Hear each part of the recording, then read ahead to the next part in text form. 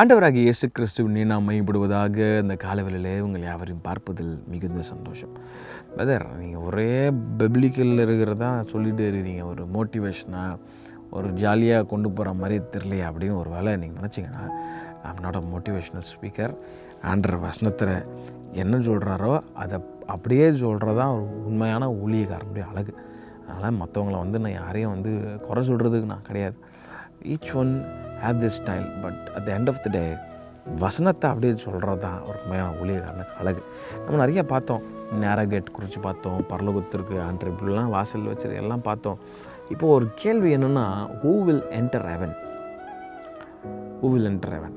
நான் ஒரு சிம்பிளாக ஒரு கேள்வி கேட்குறேங்க உங்களை பார்த்து. இந்த கேள்வி எனக்கும் தான். இந்த கேள்வியை பார்க்குற யாராக இருந்தாலும், maybe you're driving a car, you're driving a பைக்லாம் போனீங்கன்னா சேஃபாக கவனமாக போகும்படியாக கேட்குறேன். காரில் இல்லை ஆஃபீஸில் உட்காந்து சும்மா டைம் கிடைக்கும் எங்கேயா பார்த்துட்ருக்கிறீங்கள, எங்கேயா ஒரு இடத்துல பார்த்துட்ருக்கிறீங்கன்னா இந்த கேள்வியை கவனமாக கவனிங்க. இயேசு கிறிஸ்து நீங்கள் ஒரு வேளை வராருன்னு வச்சுங்களேன். Are we ready to go to heaven? இப்போ வராருங்க, அடுத்த நிமிஷம் ஹெவனுக்கு போக நீங்கள் ரெடியாக இருக்கீங்களா? இந்த கேள்வி நான் சும்மா கேட்கல. I want you to think this seriously. Yesu Kristhu இப்போ அடுத்த நிமிஷம் வராருன்னா, are we ready to go with him? Are we ready? Who will enter heaven? யார் பரலோகத்துக்கு போக முடியும்? ரொம்ப சிம்பிளாக இயேசு கிறிஸ்து ஒரு வார்த்தை அழகாக சொல்கிறார். மத்திய சுவிசேஷ புஸ்தகம் 7ஆம் அதிகாரம் 21ஆம் வசனத்தை வாசித்து பாருங்களேன். இந்த வசனம் வாசிக்கும் போதெல்லாம் எனக்கு கொஞ்சம் பயமாக தான் இருக்கும். But it's a plain truth. பரலோகத்தில் இருக்கிற என் பிதாவின் சித்தத்தின்படி செய்கிறவனே பரலோக ராஜ்யத்திற்குள் பிரவேசிப்பானே அல்லாமல் என்னை நோக்கி கர்த்தாவே கர்த்தாவே என்று சொல்லுகிறவன் அதில் பிரவேசிப்பதில்லை. It's very plain. The one who does the will of Father. பிதாவின் சித்தம் என்ன? இயேசு இந்த உலகத்தில் வந்த ஒரே ஒரு நோக்கம் பிதாவின் சித்தத்தை நிறைவேற்றுவதற்காக. இப்போ இயேசு கிறிஸ்துவுக்கு ஒரு நோக்கம் இருந்துச்சு. அவர் இந்த உலகத்திற்கு வரணும், ஜனங்களுக்காக மரிக்கணும், கல்வாரி சிலுவையில் அடிபடணும், 3ஆம் நாள் உயிரோடு எழும்பணும். இட் வாஸ் அவர் கொடுத்த ஒரு அழகான ஒரு வேலை. அவர் ஃபோக்கஸ் எங்கேயும் மாறவே இல்லை. பிசாசு எத்தனையோ வாரி மாற ட்ரை பண்ணான், ஜனங்க அவரை ராஜாவாக்க ட்ரை பண்ணாங்க, என்னென்னமோ நடுவில் குழப்பாச்சு. ஆனால் அவர் ஃபோக்கஸ் மாறவே இல்லை. அவர் அடிக்கடி இந்த வேர்டு ரிப்பீட் பண்ணிகிட்டே இருந்தார். நான் அனுப்பப்பட்ட நோக்கத்தை நான் மறக்கலை. My food to do the will of father who sent me அப்படின்னு சொல்கிறீங்க. உணவு அதுதான், பிதாவின் சித்தத்தை செய்வது தான் அப்படின்னு சொல்கிறார். அப்போ இயேசு கிறிஸ்துவுக்கு இந்த உலகத்தில் எதற்காக அவர் பட்டாரோ ஒரு நோக்கம் இருந்துச்சோ, அதே மாதிரி இந்த உலகத்தில் பிறந்த ஒவ்வொரு மனிதனுக்கும் ஒரு நோக்கத்தை கத்தர் கொடுத்துருக்கிறார். ஒரு மனுஷன் சும்மா தாயின் கருவில் பிறந்து வரலங்க. ஒரு மனுஷன் சும்மா அவன் குழந்தைய உருவாகி தாயின் கருவில் இருந்து 9 மாதம் அந்த அம்மா பெற்றெடுத்து ஒரு மனுஷன் ஒரு பிள்ளையா ஒரு டாக்டராக அந்த உலகத்துக்கு அவங்க வெளியே வர்றதில்லை. Each one in this world has a purpose. Each one has a task to do. Each one has something to do in this world. ஆண்டர் அந்த ஃப்ரீ வில்லியம் கொடுக்குறார். இப்போ அது என்ன எடுத்துக்கோ, இது இஸ் ஆப்ஷன்.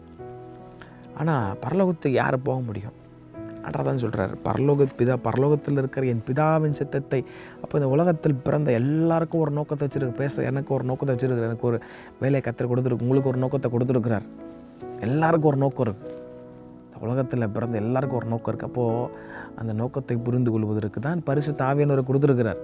பரிசுத்த ஆவியானவரை கேட்க, ஆண்டவரே நான் என்ன செய்யணும்? பிதாவின் சித்தத்தை செய்ய எனக்கு கிருபை தாங்க ஆண்டவர். என் இஷ்டம், என் ஆசை, என்னுடைய பார்க்குறதெல்லாம் நான் பண்ணணும், அந்த இஷ்டப்படி கல்யாணம் பண்ணணும், இஷ்டப்பட்ட வாழ்க்கை அது இல்லை ஒரு கிறிஸ்டியன் லைஃப். பிதாவின் சித்தம் என்ன ஆண்டவரே, அதை எனக்கு சொல்லிக் கொடுங்க.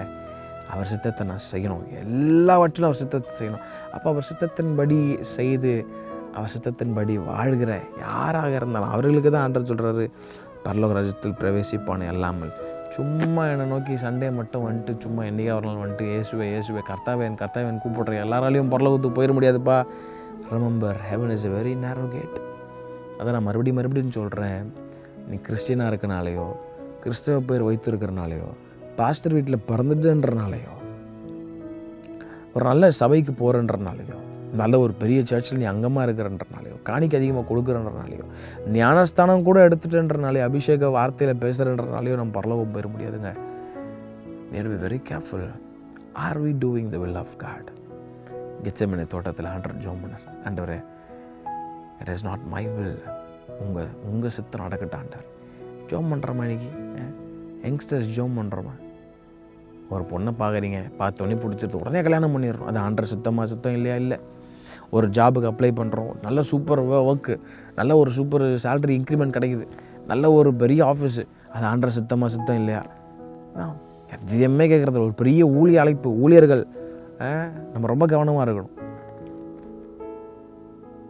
ஊழியர் ஒரு பெரிய அழைப்பு, ஒரு பெரிய சபையிலிருந்து வருது, ஒரு பெரிய ஃபாரின் கண்ட்ரி, அது ஆண்டவர் சுத்தம் இல்லை, உடனே நான் ஓகே நான் வரேன், நான் ஃப்ரீயாக இருக்கேன். No, God is not expecting that. நான் ரொம்ப வேதனையோட ஆவியானவர் இந்த காலவேளையில் பேசிக்கொண்டிருக்கிறேன். நான் அதை பெருமையெல்லாம் சொல்லலைங்க. எனக்குள்ள ஆண்டவர் எனக்கு ஆவியானவர் கற்றுக் கொடுத்த ஒன்று, எதனா ஒரு மீட்டிங் அழைப்பு வந்தால் கூட I will never, நான் ஒத்துக்கிறேன், I've said yes. அது யோசிக்காமல் ஊழிய ஆரம்பத்தில் வந்த நாட்களில் I've said yes. உடனே ஃப்ரீயாக இருக்கிறேன், ஓகே நான் வரேன், ஓகே போகிறேன், ஊழியம் செய்கிறேன். பட் டேஸ் பாஸ்ட், கொஞ்சம் நாட்கள்லாம் போக போக ஆவியானவர் கற்றுக் கொடுக்க ஆரம்பித்தார். அப்போது இப்போலாம் ஆண்டவர் சமத்தில் ஒரு பெரிய எங்கே மீட்டிங் வந்தாலும், எந்த இடத்துலேருந்து அழைப்புகள் வந்தாலும் உடனே சொல்கிறதில்ல. எனக்கு ஒரு வாரம், அட்லீஸ்ட் ஒரு 3 நாள் 2 நாள், அட்லீஸ்ட் ஒரு வாரம், ஒரு 5 நாள் டைம் கொடுங்க, நான் ஜெபம் பண்ணி சொல்கிறேன்.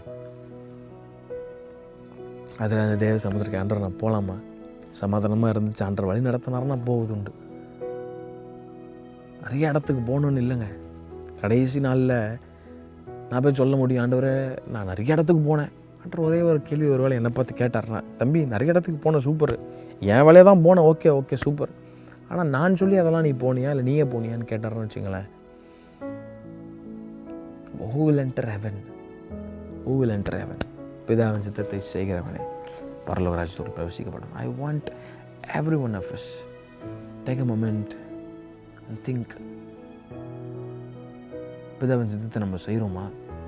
அது ரொம்ப கவனமாக இருங்க. இப்போ காசு வருதுன்றதுக்காக போகிறது இல்லைங்க. பிதாவின் சித்தமா இல்லையான்றதை நமக்குள்ளே இருக்கிற ஆவியானவர் உங்களுக்கு அவர் போதிப்பார். வேறு ஒன்றும் தேவையில்லைன்றார். 1 யோவான் 2 அதிகாரத்தில் ரொம்ப உங்களுக்கு ஆவியானவர் ஆல்ரெடி கற்றுக் கொடுத்து அவர் உங்களுக்கு போதிப்பார், சகல சத்தியங்கள் வழியை நடத்துவார், நினைப்பூட்டுவார். அப்போ அவர்கிட்ட ஒரு நிமிஷம் take a moment and pray. Lord, is this your will? உங்கள் சித்தம் இல்லைன்னா என்னை பிரித்து, நான் நிறைய ஜெபம் பண்ணியிருக்கேன், ஆண்டவரே இங்கெல்லாம் போவது உங்களுக்கு, இந்த ஃபாரின் கண்ட்ரிலாம் போகணுன்னு உங்களுக்கு விருப்பம் இல்லைன்னு சொல்லிடுங்க ஆண்டவர், நான் போக விரும்பல ஆண்டவர். இப்போ ஆண்டவர் சமூகத்தில் தயவு கேட்கணும். ஆண்டவர் அவர் சித்தமான இடங்களுக்கு அவர் நம்மளை அனுப்புவார். பிதாவின் சித்தத்தை செய்கிறவன் எவனோ அவன் பரலோகத்தில் பிரவேசிக்கப்படுவான். Think this. Have a blessed day. May the Lord bless you.